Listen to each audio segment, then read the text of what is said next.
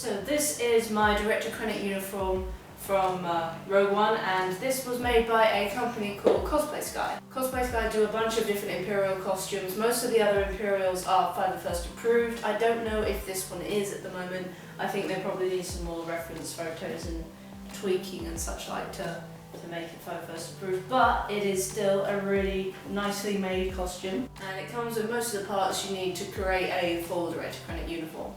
So what you get when you order from CosplaySky is you'll get the tunic, the belt, the cape, and the trousers. It does come with a pair of gloves, but the pair of gloves aren't that good, so I will put those to one side for now. And it does also come with a sewn on rank badge, so it's like a little piece of fabric with some sort of like latex kind of squares on the top. It's not very good, but if that's all you've got for the moment, then it does come with that, so at least you've got something on the chest. So the CosplaySky uniform does come in a bunch of standard sizes. Obviously you've got the small, medium and large, but for an extra bit of money you can send over your own measurements and they can make it tailor-made for you. I decided not to do that, and because I was quite close to the medium sizes they had up there, so I thought I'd get it in medium and then I can get it tailor-made when I actually have the costume on me. So this is the tunic. If I turn it around you can see some of the details around here, around the back. Yes, I know it needs an iron. It hasn't been ironed since it's come back from the tailors. So this is the main tunic here. Everything is sort of attached via these push fasteners, which are a little bit difficult to get apart on occasion. So it opens up here, so you've got this like little covery flap, and you can see all the little push fasteners down the side that hold this bit on. And you've got the zip down the middle, so it's obviously how you get into it. And I've kept mine loose enough so I can wear shirts and stuff underneath for colder conventions if you do like some outdoor troops. So it's quite simple, it's actually very comfortable to wear. So zip it up and you put your push fasteners back over the top. Now as mine came in a medium size, I needed it tweaked so it would fit around my waist a lot more. So I took it into a local tailor's here in West Sussex called Quality Stitch by Dana and Hannah. I will put their Facebook page down below because they've done a fantastic job with this costume. They've tweaked most of it for me, including the boots, which were very hard to do. So thank you very much, and if you are in that area and you need pretty much anything sort of tweaked or tailored, then they're the ones to go for. But because of the way this costume is put together, obviously there's a lot of different parts that you can see on the panelling here. They put this extra seam down the back, so you wouldn't get this extra one if you ordered it. This is purely because it was altered to fit me. On the shoulders here, you can see there's still some tailor's chalk, but don't worry about that too much. They've got some of the original plastic poppers. These were the two that came with the suit, and they were moved in the middle, and they were actually off sort of kilter. So one sort of part of the cape was higher than the other. You can see that if you look back at my blaster build, you can see the cape's a bit lopsided.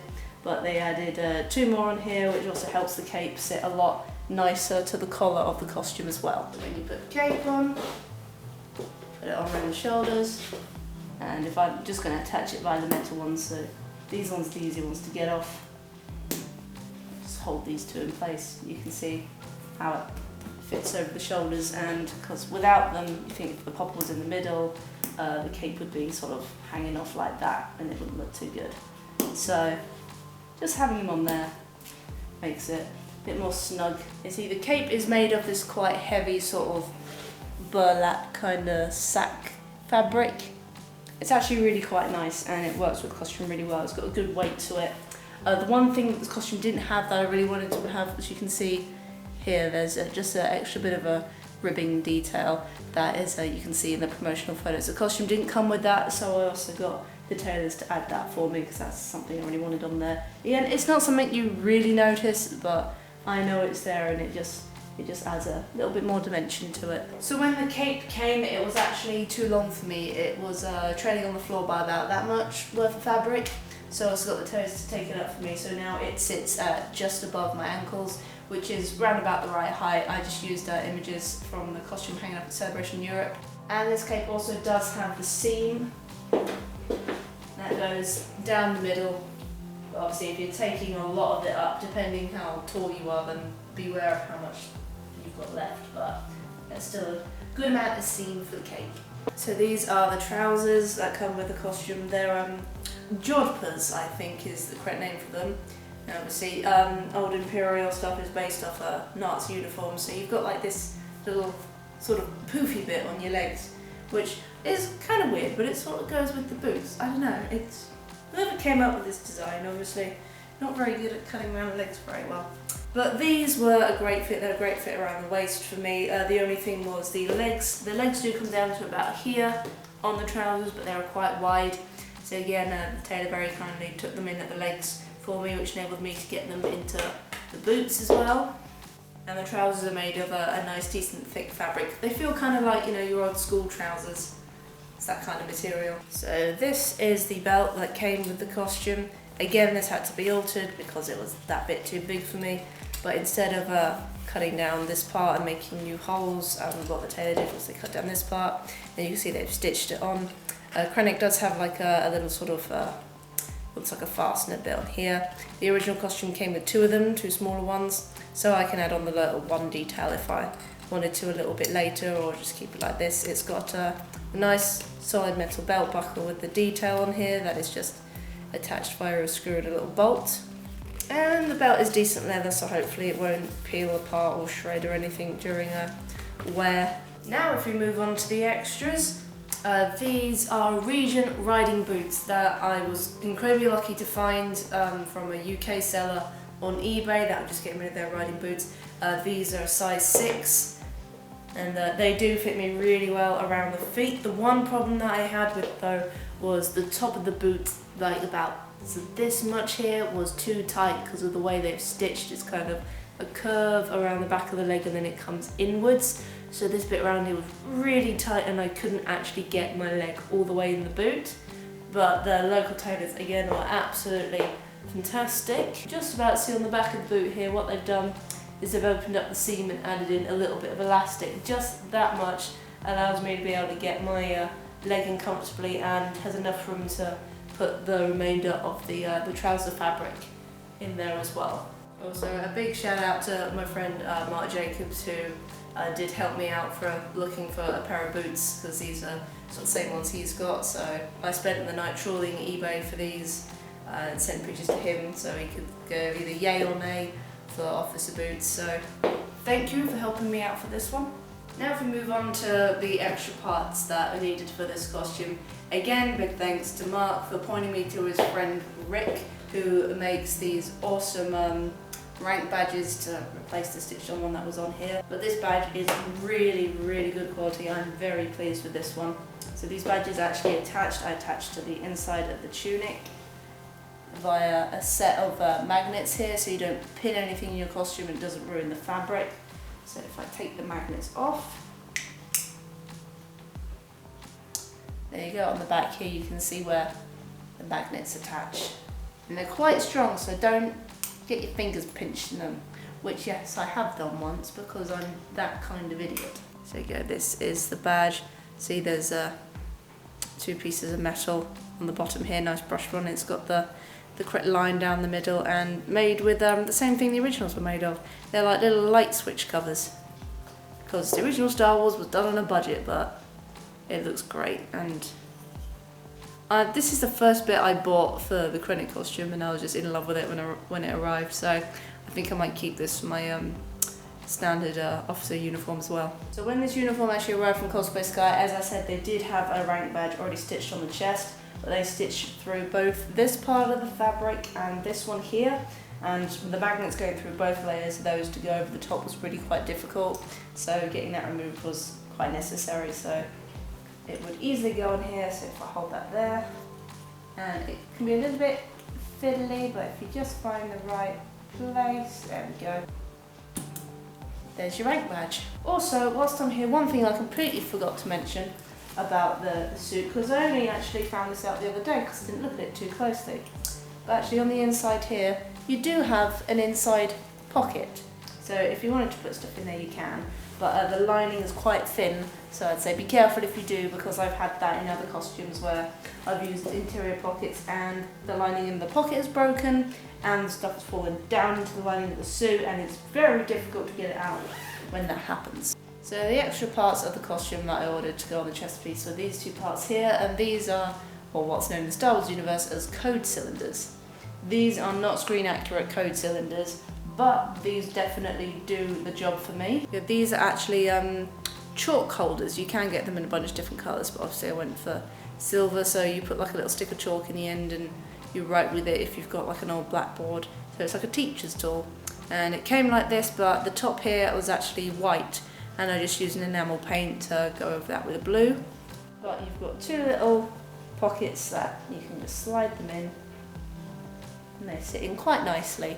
And these are actually really cheap. You can find them all over the place on Amazon, and there is one UK seller for them on eBay. Obviously, if you go on eBay and you're in the UK or America, make sure that you've got the filters turned on to find local sellers. Otherwise, you'll be ordering these from China and they'll take months to turn up. So earlier I spoke about replacing the gloves that came with the costume. I got these gloves ages ago from a local Marks and Spencer shop. Obviously now it's still winter time. Now is probably the best time to go out looking for gloves. I got these back, I can't say last year now, it's 2017, year before that, in the autumn.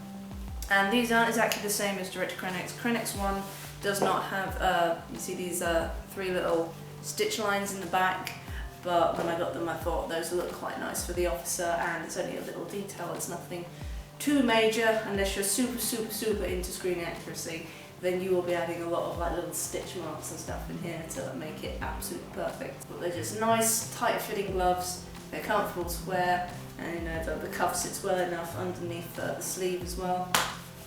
So that's probably the easiest bit to source, to be honest. Lastly, I got a couple of extra parts to go on the belt. So this here is my Krennic DT29, I think it is. I have a hard time remembering the numbers. Blaster pistol, which is essentially his laser revolver kind of thing. You can get kits on places like Etsy or fully made blasters, but again they're quite expensive, so try and keep some of the costs down for me. I decided to make this one myself. There's a full video on how I made that up on my channel. Again, links will all be down below, because it's just done purely with stuff I already had lying around the house. This is made with EVA foam, craft foam and cardboard, but from a distance it looks pretty good. So Krennic also needs a holster to hold the blaster in. Now you can tell this is a bit sewn together by myself and not the tailors, because if you look up close the stitching's a little bit wonky, but again from a distance it's not too bad. And I did want to at least make one thing by myself on this costume. So I got some cheap leatherette fabric, again online, and stitched together a couple of panels, so it's a little bit thicker. Inside there is also a layer of craft foam, so it's not as like flappy. Still really quite bendy, so when you're walking it's not constantly hitting you in the leg like some of the other holsters do. There's also a small little bit of Velcro here as a little small bit on my gun just to hold it in place so it doesn't fall out. And around the top I glued it together so you don't get the stitch lines through here, and it slides easily on and off the belt. Now in certain shots of Krennic's costume I've seen online, there is something else he has on his belt around the back. I think it's extra ammo packs for his blaster, but I decided to go with just a little sort of carry case, again found online, purely so it's easy to carry like phone and stuff, especially if I don't quite trust the lining on the inside pocket of that as well, so it's on the belt and it's out the way and it blends in. Now the one thing you could also add to this if you wanted was the black officer's cap. I will be getting that at a later date purely for more outdoors troops, so I do feel better when I'm wearing something on my head for costumes. It's weird, but it's kind of is what I do. So we'll be getting a black officer's cap and the Imperial pin to go in the front of it. And then if you also really wanted to be a bit creative, you could get some extra fabric and then make his sort of little poncho he has when he goes out in the rain, which is like a slightly shorter version of his cape as well, but I decided to leave it as just the main cape and add the hat if I wanted to. So that is the full Director Krennic cosplay. Overall, I think the quality of the costume from CosplaySky is really quite good. Again, there was a few tweaks that needed to be done. Depends, some parts might come out a little bit wonky for you, who knows. When there's a lot of orders going out, some things do slip past quality control. It's the same with anything like this, but I would recommend going for this.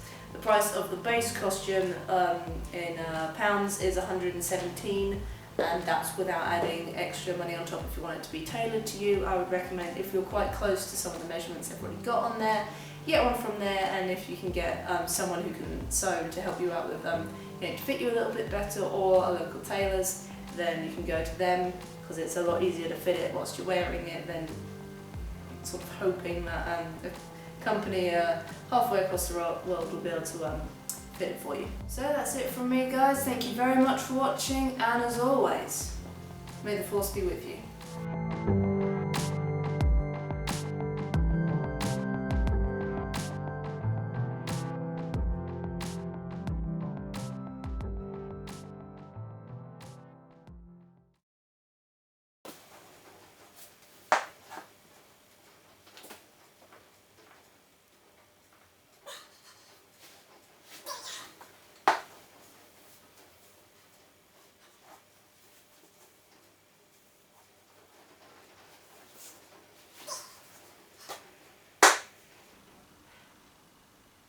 That's the hardest bit about getting out of this.